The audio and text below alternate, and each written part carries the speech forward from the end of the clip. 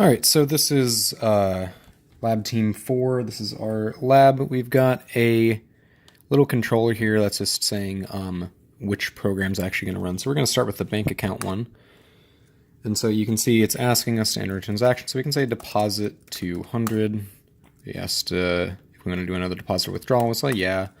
So deposit 100, do another withdraw 50. And we'll say no. So that's 200, 100 minus 50 should be 250. Perfect. Cool. So next we've got the tuples. We're just feeding in this tuple. It's pretty similar to the one in the assignment page, which is on GitHub. And so it's got John, he's got some classes, Daniel, some classes, and essentially we just convert all of the ones with, so any key John, he just has those classes there, Danielle, so on and so forth. For the third problem, we see here we can add students to the Python class. So we're finding the similar students and the not similar students between each class. So we've got students to Python, so we'll add Kenton, Saeed, and Rohith for Python. That sounds about right. And then for web application, let's do Kenton, Saeed, and Ash. That'll work. So now if we see the common students, we see Kent and Saeed because they're in both classes, and then we don't see Rohith and Ash because they're not. And if we look in the not common students, we see Ash and Rohith because they are in separate classes there.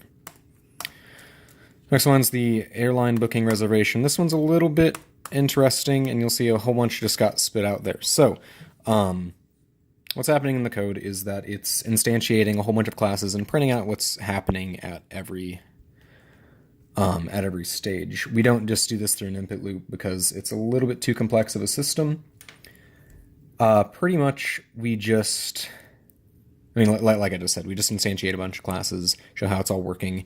You can step through the code, and if you just load the program into your shell, you can actually run it. There's documentation in the question 5 Python file for actually running that in the shell. It's got a lot of features that can't just be all done through the input loop. So I'll just step through what's happening here. So we instantiate a passenger, we show all the flights available, we book flights, we see that the flights have updated, see it's 1 passenger, not 0 passengers. It also says how much that passenger needs to pay, and goes through a whole bunch of different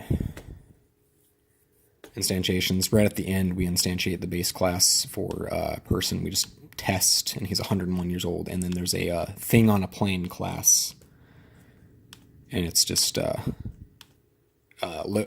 object at location somewhere. That's what it's printing out. So then we finally got the website table finder.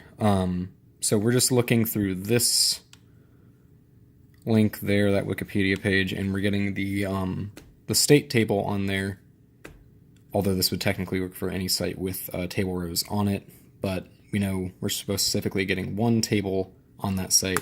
If we press enter, so it's enter to use that one site. So it's done. Output save.info output. Let me go find that really quick. It's in, should have had this pulled up. That's okay. It's in this. So you can see the state name, pretty much all the table headers, and we've got states and their info. So that is pretty much what we've got. Thanks for watching.